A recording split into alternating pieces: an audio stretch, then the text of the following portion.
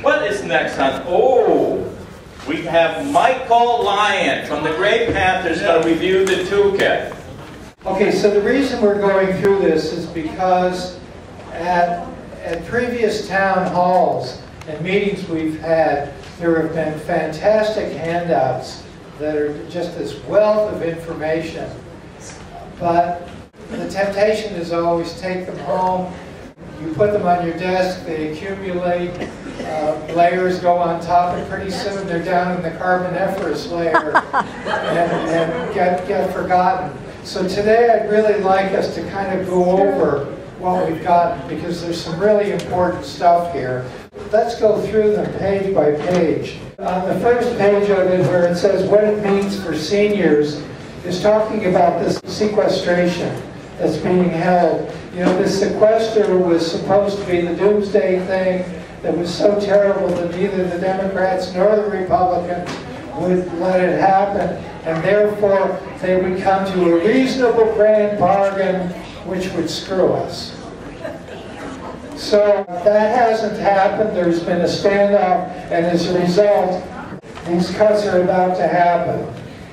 There's some things that are coming up in the next few months that are kind of threats to us, in which they're going to try to use these as more pressure to cut us. One is that the debt ceiling is going to be reached, and in order for there to be more borrowing by the government to be able to carry out the programs they've already agreed to do, the debt ceiling has to be raised.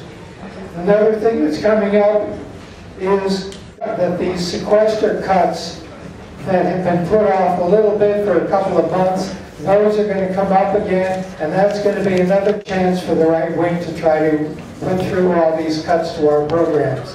And the third thing is that the next year's federal budget is coming up, and this is going to be the real scene where there's going to be this fight over what's going to happen to all of our programs.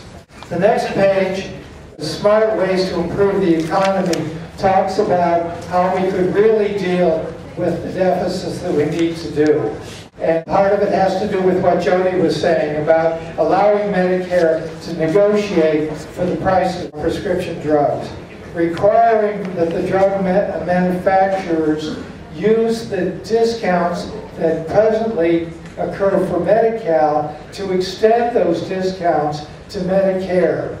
Because as we know, what happened in 2003 when the so-called Medicare Modernization Act occurred was that people who were on both Medicare and Medicaid lost their Medicaid benefits, and so that has to be stopped.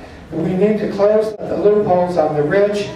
We need to require a transaction. Every time stock is sold, or stocks or bonds are sold on Wall Street, there needs to be a tax on that. That could generate $340 billion every year for this tiny, tiny tax on these financial transactions. Plus, it could slow down this churning in Wall Street that causes these crazy gyrations and basically crash the economy.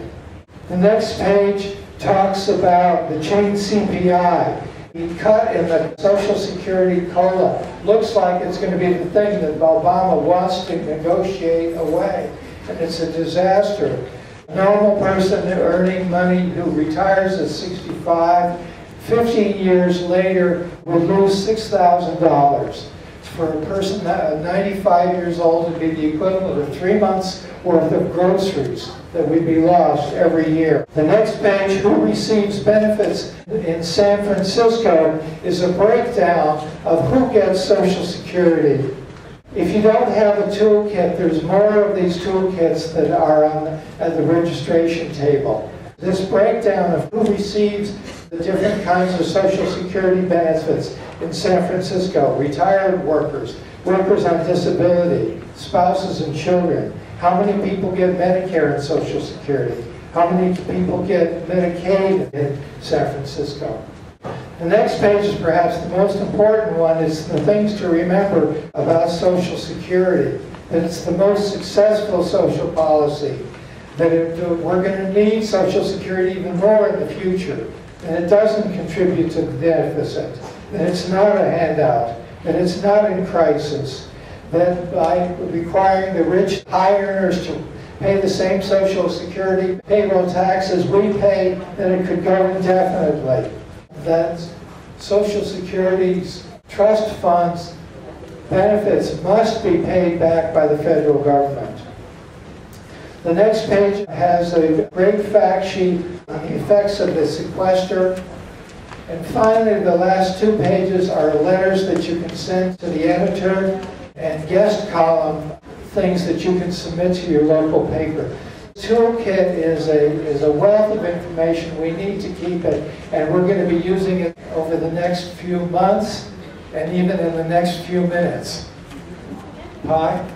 Oh, you were finished already? I'm finished already. Thank you, Michael.